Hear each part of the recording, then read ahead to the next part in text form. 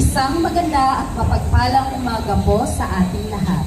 Sa umaga nito, ang tanggapan ng Ingat Yaman ng Lungsod ng Maynila sa pamumuno ni City Treasurer Attorney Paul S. Vega, REE, ang naatasang manguna sa seremonya ng pagtataas ng Watawat.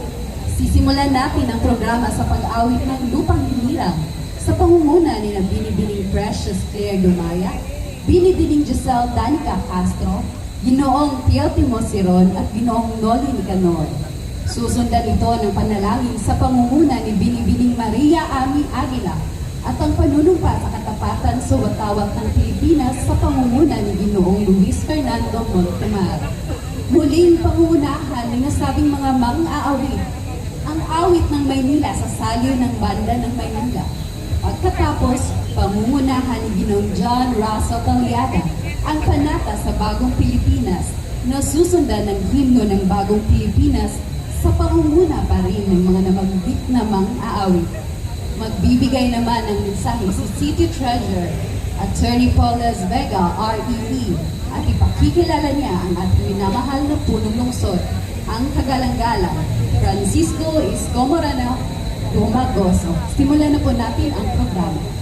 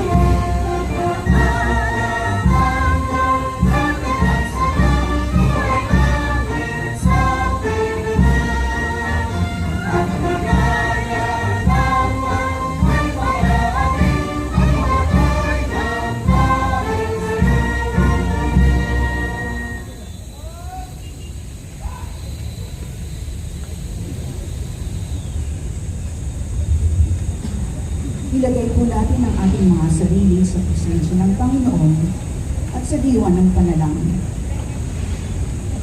Diyos Ama, makapangyarihan sa lahat, kami po ay nagpapasalamat sa kabutihan at katapatan ninyo sa aming mga buhay, pamilya, trabaho, at sa lungsod ng Maynila. Buong kababaang loob at may isang puso po kaming dumudulog sa inyong harapan sa umagang ito upang patuloy mo kaming pagtubayan bilang mga lingkod bayan. Mula sa mga namumuno ng lungsod ng Maynila, Mayor Francisco Isko Moreno Dumagoso, Vice Mayor Angela Lane Chi Atienza, mga konsihal, congressman, department heads, at lahat ng kawani ng aming lungsod. Panatilihin mo po kaming maging tapat, masipag, at patuloy kaming gawa ayon sa iyong kalooban, kasama ng Espiritu Santo. Ito po ang aming dalangin ng may pananampalataya at pasasalamat, at ibinabalik po namin sa iyo ang lahat ng karangalan, kadakilaan, at papuri sa makapangyarihan at matagumpay na pangalan ng Panginoong Jesus. Amen.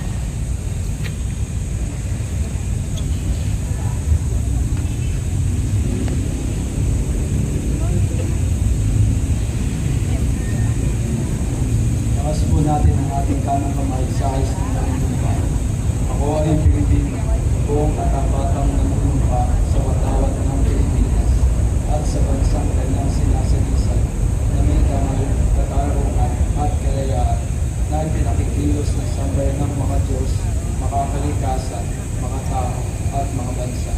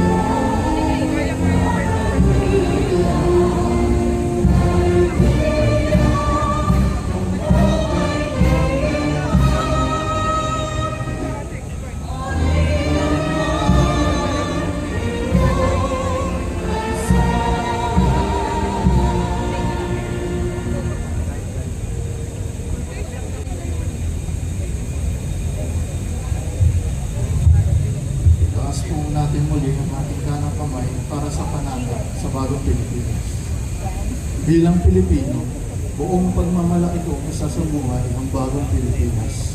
Buhay sa aking dugo ang lahing dakila, magiting at may dangal. Palaging dadalhin sa puso, isip at diwa ang aking pagmamahal sa kultura at bayang sinilang. Kaisa ng bawat mamamayan, iaalay ko ang aking talino at kasanayan sa pagpapaunlad ng aking bayan. Taglay ang galing na naaayon sa mga pandaigdigang pagkabayan. Magiging instrumento ako sa pagsulong ng kagalingan, karunungan at kapayapaan. Makikiisa at makikilahok ako sa mga adhikain ng pamahalaan dahil ang kaunlaran ay hindi lang ang responsibilidad ng iyo. Isusulong at pangangalagaan ko ang marangalan, kalayaan at interes ng aking bayang minamahal. Bilang Pilipino na may pagmamahal, pakialam at malasakit, hindi makasarili kundi para sa mas nakakaroon. Tatahangin ko ang landas tungo sa isang bagong Pilipinas.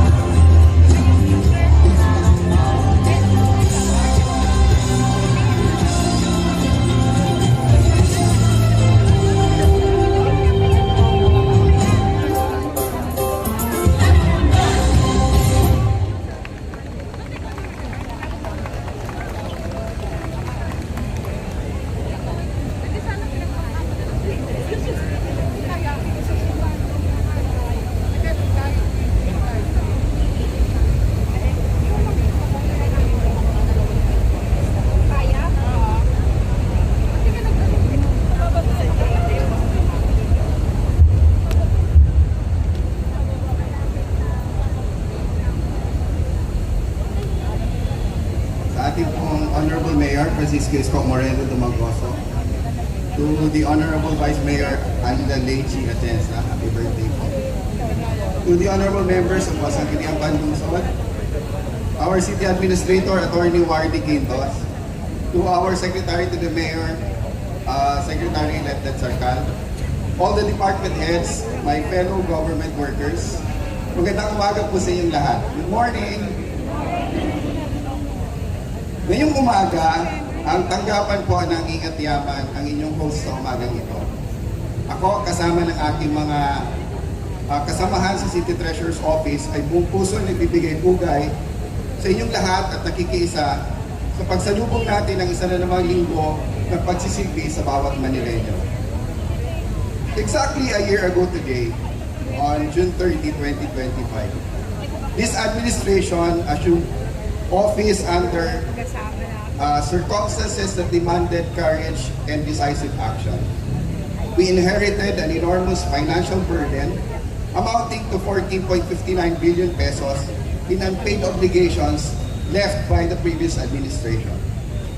These obligations represented the unpaid contracts to suppliers who continued providing goods and services, and unpaid utility bills that threatened the uninterrupted delivery of basic services, unpaid social amelioration programs and funded ordinances affecting hundreds of thousands of beneficiaries, and financial commitment that could no longer be postponed without serious consequences to the operations of the city government. Specifically, these obligations consisted of about 12.72 billion pesos in unpaid commercial obligations, 307 million in unpaid utility accounts, and 1.5 billion representing unpaid social amelioration programs and funded ordinances. For many, such challenges would appear overwhelming. But this administration chose not to dwell on the problems of the past, not finger-pointing. Instead, guided by the vision of leadership of our mayor, we focus on solutions. We face the problems head-on. Today, thank you. Today, only after a year, as previously mentioned in the State of the City address of our mayor, I am proud to report that in just our first year, the city government has successfully settled 7.81 billion or equivalent to 53.5% of this inherited obligation. While admittedly, the approximate balance of 6.78 billion still exists, the mayor has repeatedly mentioned that we are committed to gradually eliminating these obligations without compromising the delivery of basic services. Perhaps one of the strongest indicators of our financial recovery is the remarkable improvement in our city's revenue performance. During our first year of operation, from July 2025 to June 2026, the city government generated about 24.96 billion pesos in total collection, including the national tax allotment. Compared to the previous year's collection of 20.49 billion, this represents about 22% increase or about 4 billion pesos. Even more encouraging is the improvement in our collection efficiency. From an average collection efficiency of just 63% of the previous administration, we have increased our efficiency collection to about 90% during our first year in office. This is not simply an improvement in numbers. This is a reflection of something more valuable, the renewed confidence and trust of the people of Manila in their city government. When taxpayers see transparency, when people see accountability, when every peso collected is translated to meaningful public service, taxpayers are willingly fulfill their obligation. Trust, indeed, is our greatest source of revenue. This remarkable improvement was driven by several strategic financial initiatives undertaken by the city government during the previous year. First, we successfully implemented through the city approval of the City Council our tax amnesty program, encouraging delinquent taxpayer to settle overdue obligations. This initiative alone generated additional 439 million in revenues last year. Second, we maximized the capability of Go Manila application, allowing taxpayers to conveniently pay their obligation even during weekends, holidays, Fridays, and typhoons, including work suspensions, when the City Hall is closed. As a result, the city collected approximately 380 million pesos during periods when traditional collection offices were not operating. Kahit walang pasok, may collection. This clearly demonstrates how digital transformation is no longer simply a matter of convenience, but it has become an essential tool for increasing government revenues while providing better convenience to our constituents. Third, we strengthened interdepartmental coordination with the City Treasurer's Office, the Bureau of Permits and Licensing Office, and the Assessment Department and other revenue-generating office.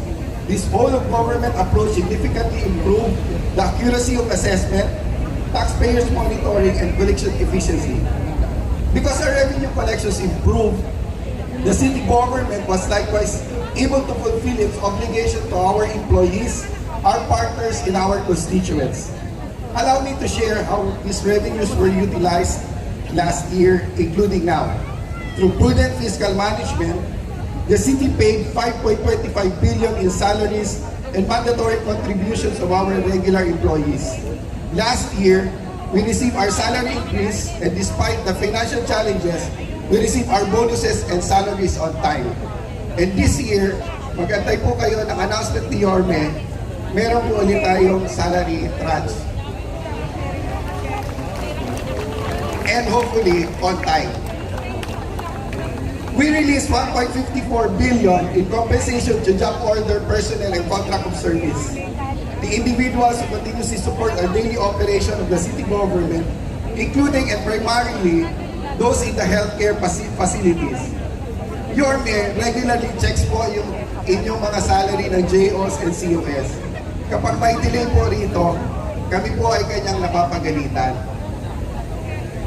We likewise provided 2.64 billion in donations and social amelioration programs benefiting senior citizens, persons with disabilities, solo parents, students, victims of disaster, recipients of medical assistance and educational assistance, as well as assistance to PLM and IRIS. And last week, we completed the additional release of the 611 million in donations and social assistance.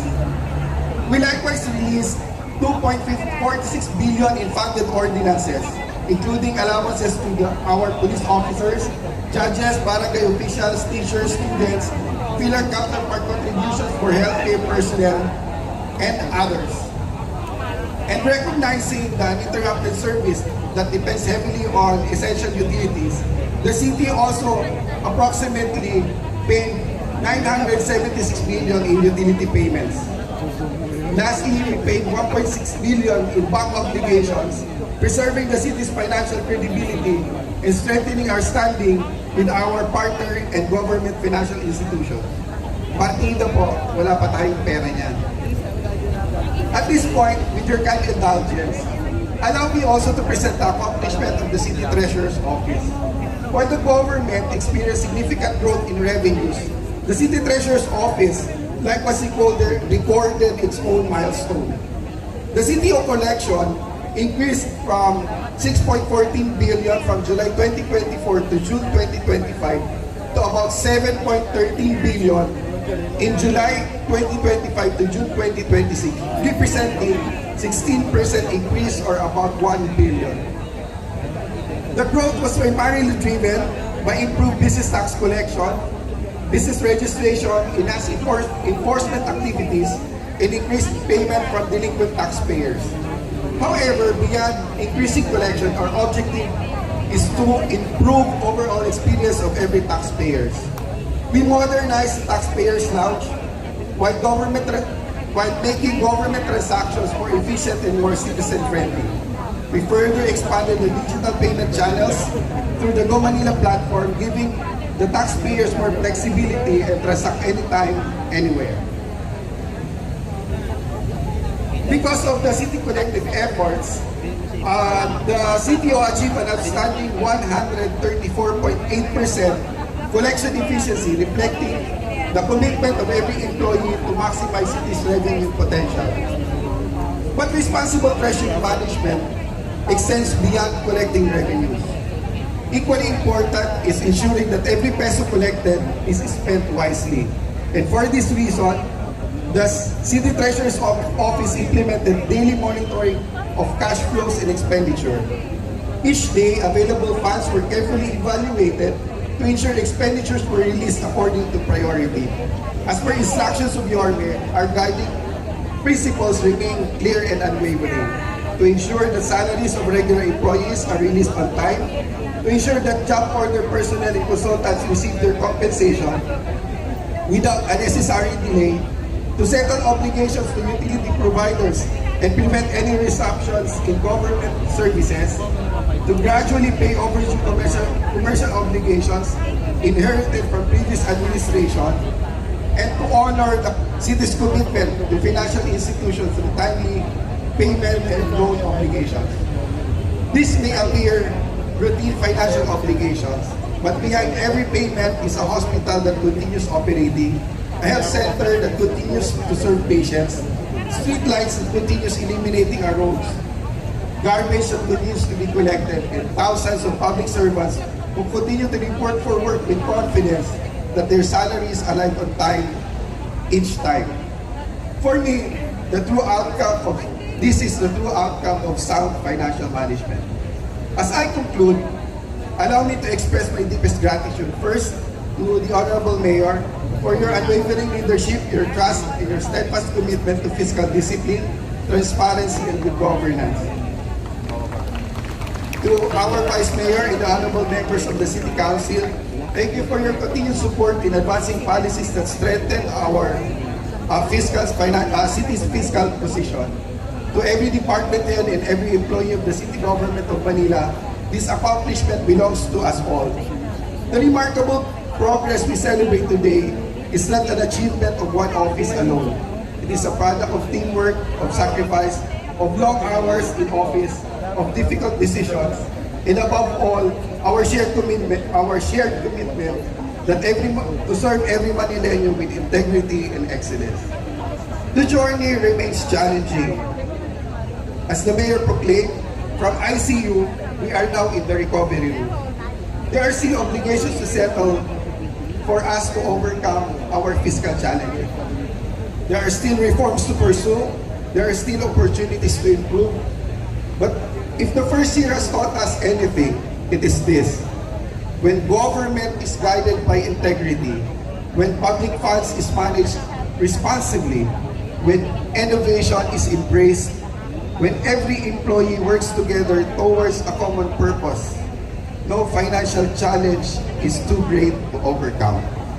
Together, we have laid the foundation for a stronger, more financially resilient city government of Manila. At this moment, it is my distinct privilege to introduce the leader whose life story is a testament to the power of resilience, purpose, and unwavering faith in the Manileño spirit. Forged by adversity and driven by an enduring commitment to public service, he has proven that true leadership is measured not by privilege, but by courage to act, the wisdom to inspire, and the resolve to deliver meaningful change. With a bold vision, compassionate heart, and a relentless determination, he continues to lead the resurgence of our nation's capital, restoring pride, hope, and opportunity to every Manileño. The man who is leading us to make Manila great again, let us all welcome the Honorable Mayor, Francisco Escoc Moreno Tumacos.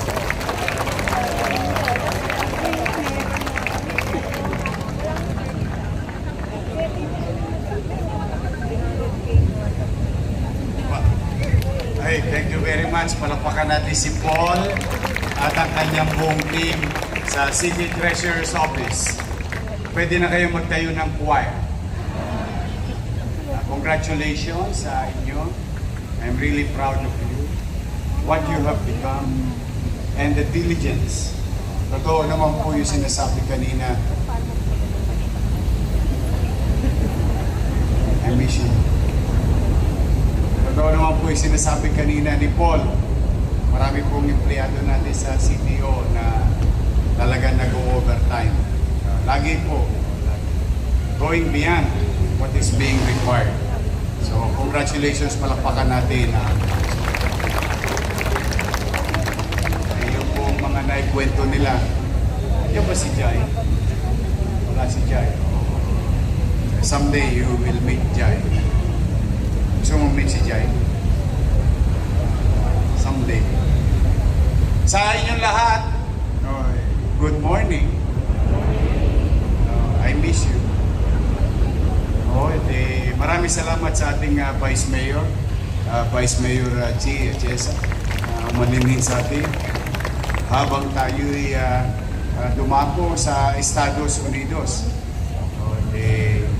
ilang araw din kaming nag-aral kasama si Attorney Chris Fernandez, si Christian, at saka si Ramon. At the same time, yung mga ONACs nagulat sa City of Manila. When I was informed ahead of time that there will be a recognition for the city government of Manila because of its effort, like what Paul said, with the proper system, adapting to technology, efficiency in our office, pati yung ONACs nagulat at hindi nila akalain na sa loob lamang ng isang taon ay magagamit natin ng isang sistema na siyang naghahanda para sa mga darating na dilubyo o aberya ng ating pamahalaan or ng ating pamayanan. Kaya po ako'y nagtungo at natutuwa ko kami at marami pa kaming bagay na pwedeng i-adapt. Especially yung mga taga-business permit, yan, mga taga-assessor's office. Marami tayong gagawin sa mga darating na araw at yung ating healthcare. Naku, matutuwa lahat ang mga taga-hospital at saka health center. So, but we did it together. As like what Paul said, we are a team. And I would like to give due credit to the following. Yung natanggap po nating award, ito po yung mga nasa likod ng camera.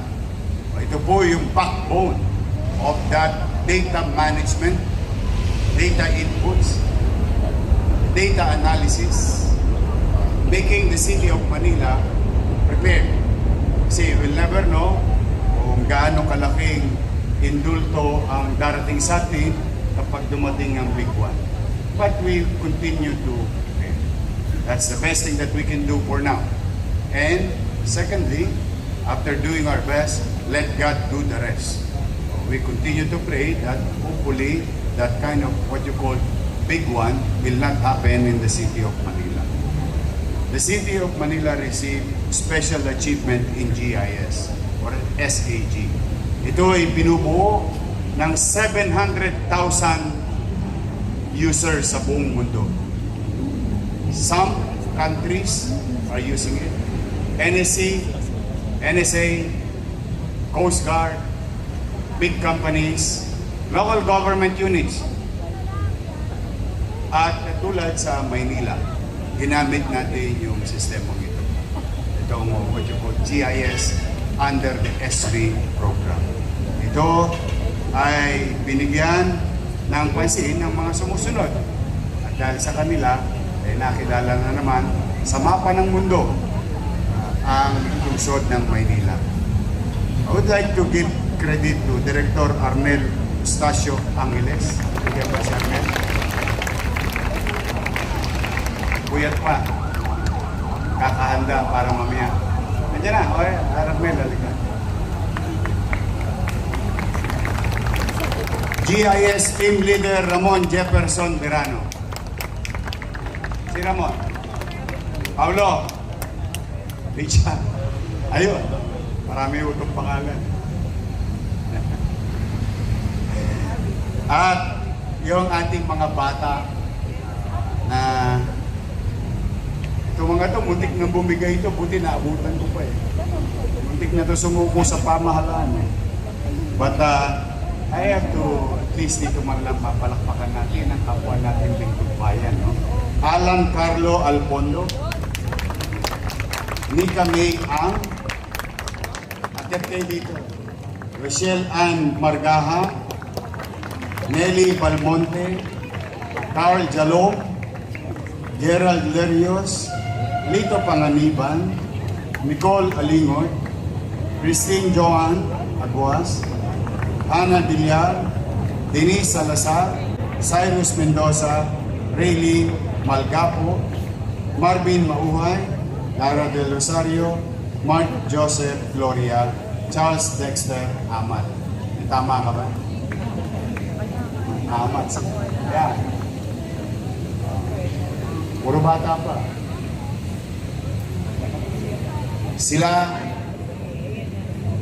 now, tomorrow, next month, next year, and for the next generations of leaders will be fully equipped, having a good data so that we can spend taxpayers' money efficiently addressing social perennial problem, recurring problem, or existing at the time ng mga suliranin. Palakpakan natin po silang lahat. Alam niyo bang nabilang nila ang poste ng Maynila? Could you imagine? Almost 40,000. Alam din natin, alam niyo ba na alam na din natin, kaya nating sabihin, may kulang-kulang 2,000 patay na poste na pwede nang putulin. Kasi dugyot lang, tingnan. So these are the things that make a city more effective, having what you call, you can Google it, managing big data. And I'm happy and I'm proud working hand in hand with these young generations of employees of the city of Manila. Ayan. Through the leadership, of course, si Christian. Nandiyan ba si Christian? Mantaning. Maraming salamat sa iyo sa weather condition ngayon. Ayun, si Christian. Spoken in English na yan. Maraming salamat sa liderato ni Arnel Angeles ng MDR. Ayan po yung award sa akin. Ayan, sa inyo yan. O, palakpakan natin pa lang. 20 pesos. Sige. Bilang pa. Sige lang.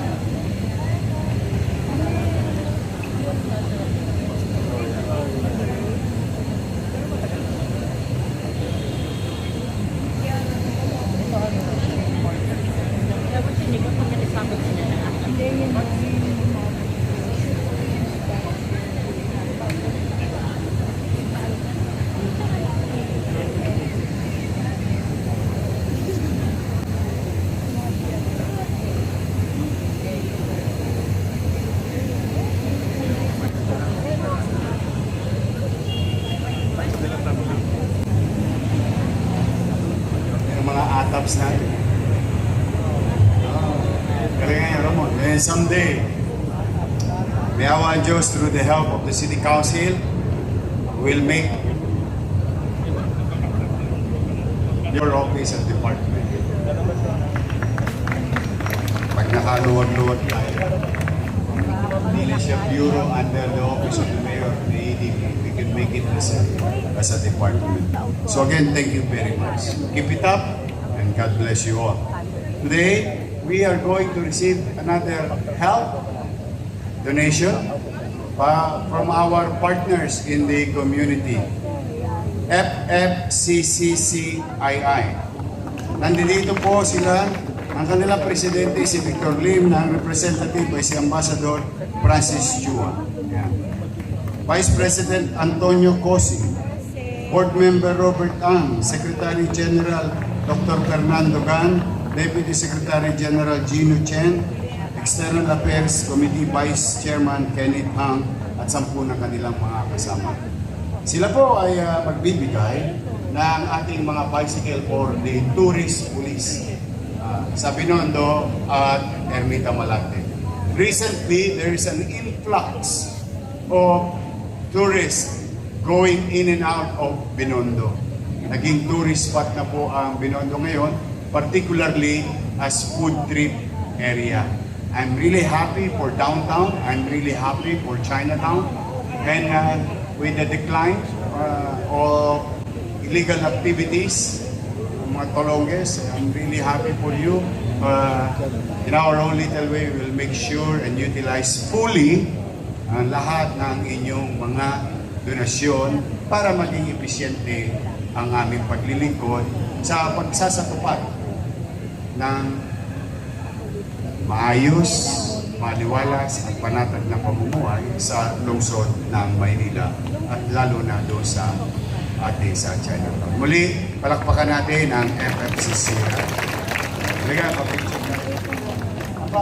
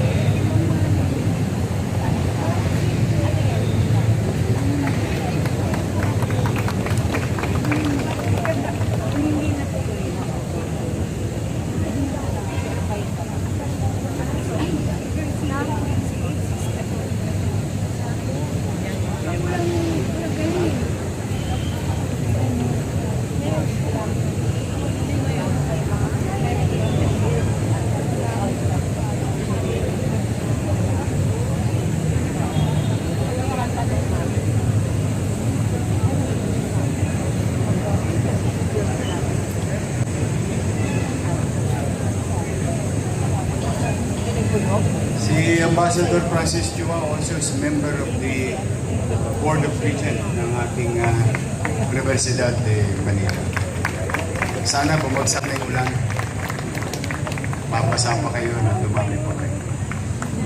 But again, palakpakan natin they've been with us since day one. Nakakatuwa naman. Mga lesbo.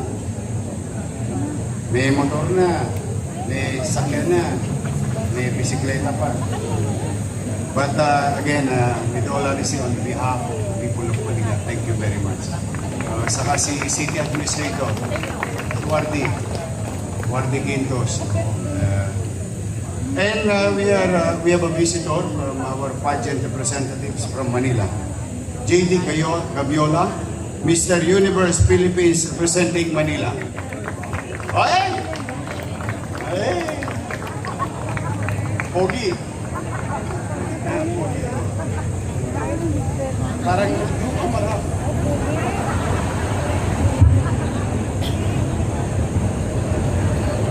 Saan sa mundo? Oh, ano sa oh, District 1. Okay yan. Oh. Talaga. Oh, good. Good. Si Jimmy. Walang tulugan. Sanay ka rin mag-uwi. Well, good luck to you. Make us proud. But for the meantime, we're proud of representing Manila.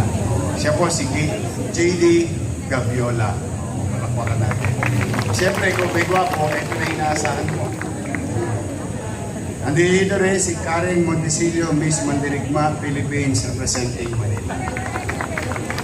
Pero hindi pwede siya para mapulunan. Hi. Punto. Good sensitive. Galing ako. Puro pala itong mga taga-tunto. Talaga pagka taga-tunto, gwapo, no?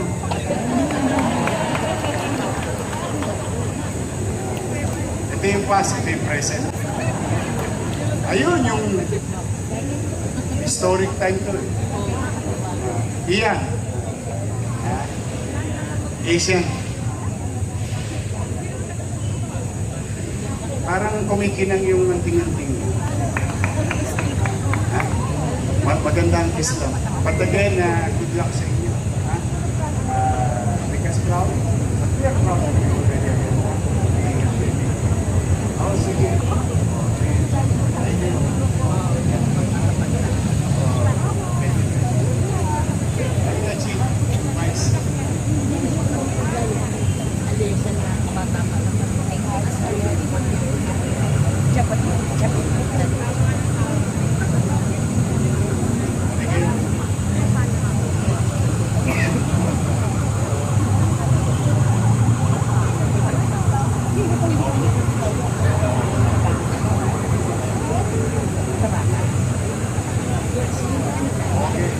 you.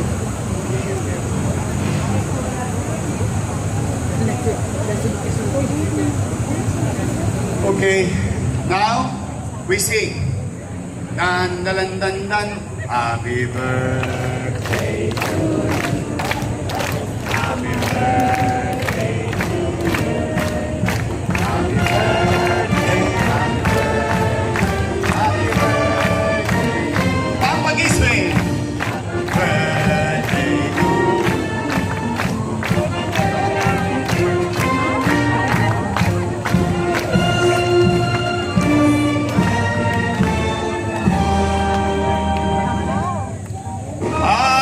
birthday.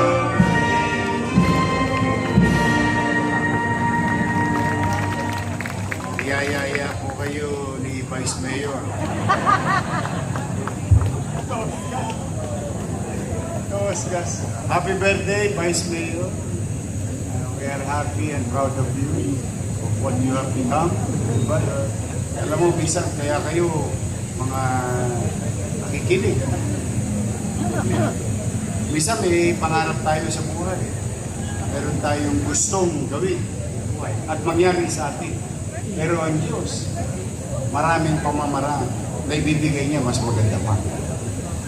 Kaya kalahin niyo, natin ating Vice Mayor, maswerte yan iba.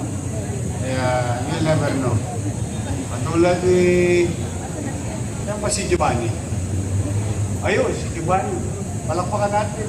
Dahil successful so far, yung pagtatanim natin ng mga bangko sa Rojas Boulevard and somewhere else, Manila. And making our city with more greens and reclaiming open spaces to be converted as open green space. We will do more. At least not only for us, but for the next generation.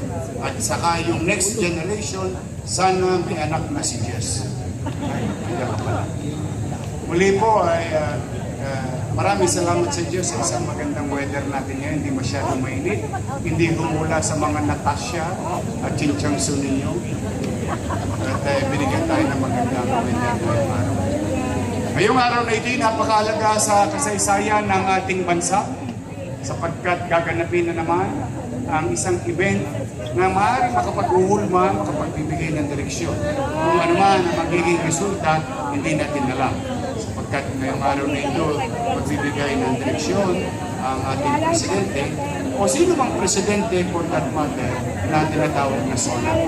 So if you have time, we'll watch this so that we can align ourselves as local government unit to the national good.